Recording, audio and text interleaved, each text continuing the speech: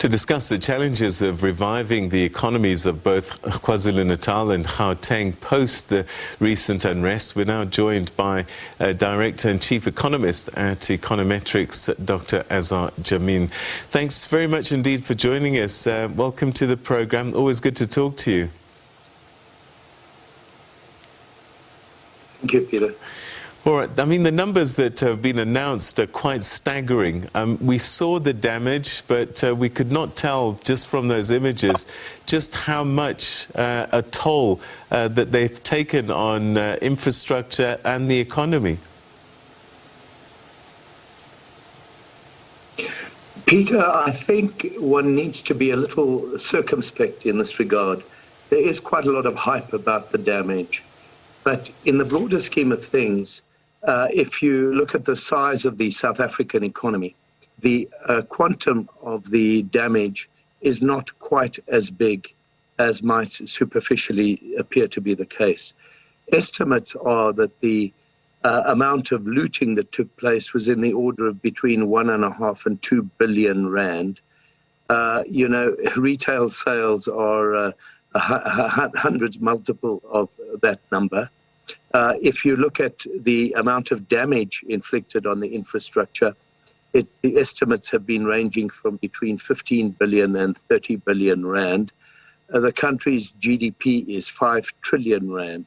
So it amounts to no more than 0.3 to 0.5% of GDP that has actually been damaged.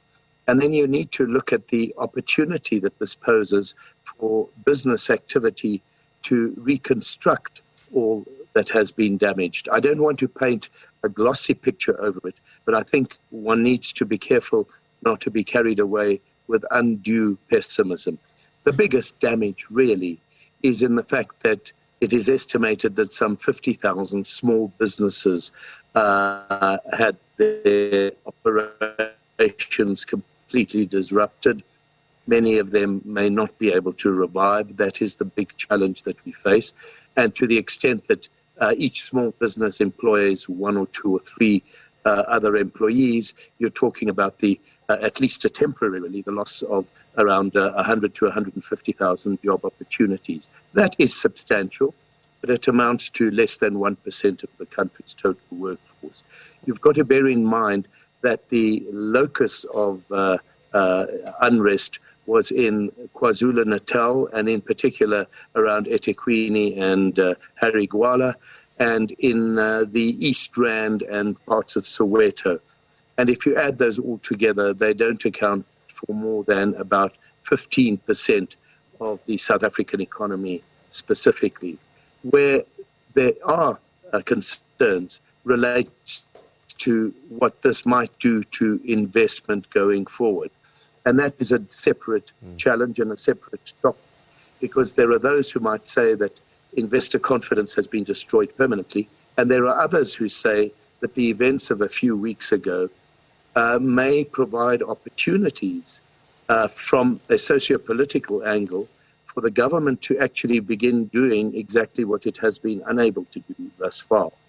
There is evidence to suggest that much of the unrest was spurred by the so-called radical economic transformation faction of the ANC, and many would argue that its rationale has been damaged very heavily by the outcome of what happened, that much of the population has become totally disgruntled with them, and this was to some extent borne out by the incredible camaraderie amongst all sectors of the population that developed around trying to clean up operations and start rebuilding. And that this provides the government with an opportunity of now starting to really fix this economy and restructure a lot of the address some of the structural weaknesses that have been holding back economic growth. So it's a complex picture, and I would be hesitant to become overly pessimistic about the implications. All right. So for an economist, you did a pretty good job explaining that like an accountant. But let's talk a little bit about what looks like maybe pressure on certain policy decisions going forward, because now we're talking about a basic income grant that needs to start to become a reality. At one stage, we were almost hearing quite a defiant finance minister, but now he's put his hands up and says, you know, decide what you want and we'll do it. So there's been a shift, and it looks like not just COVID, but this looting and these things that happened recently are starting to stir some kind of policy choices. I think from that point of view, it's very useful, because it's really bringing to the fore the huge challenges that we face. On the one hand, you've got a massive unemployed population, lacking in education and in the ability to actually contribute to society and add value in a manner that can actually generate income. And you've got a very small, which is comprised mainly of the working class and the middle and higher income groups, who actually contribute towards making this economy operate.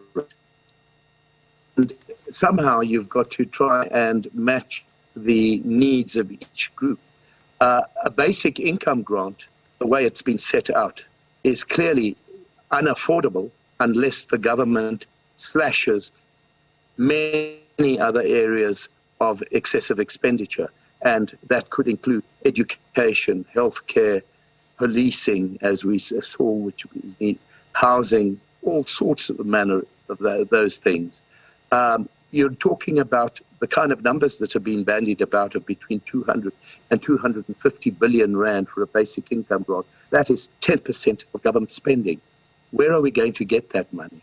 At least with the measures that have been taken now of extending a minimal 350 rand a month social grant to those who are unemployed and who can't qualify to gain access to other forms of social grant. It's a tiny amount, but it's a valve mechanism. And if anything, one of my criticisms of the government was that why did we have to wait for this looting spree to take place for them not to just extend that grant for another year, especially given the windfall in tax revenues that we're receiving right now. From a sustainability point of view, a small welfare grant of that order is much more feasible than a huge basic income grant that is kind of being mooted. But these are issues that we have to thrash out. The trade-off between educating and keeping our population healthy on the one hand, and just dishing out money to people who just wake up every morning just to go and pick up a bit of cash to survive and don't contribute at all to society. Do we really want to develop even more so a society where the majority simply have the ignominy of having no job and just relying on handouts and not being able to do anything to contribute towards the broader society? We need to become innovative in finding ways on how to actually transform that resource into a much more malleable and productive resource. Community schemes to at least pay people to actually start contributing to doing something, even if it's cleaning up operations, but to actually something that's productive and gives them a bit of self-respect and dignity, rather than just handing out cash to them for nothing.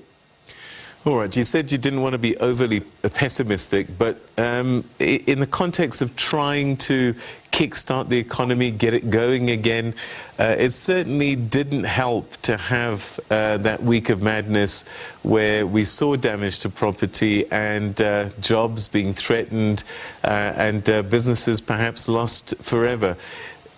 Was that enough to derail, or do you think it was just a setback and that there is still hope of getting this economy kick-started?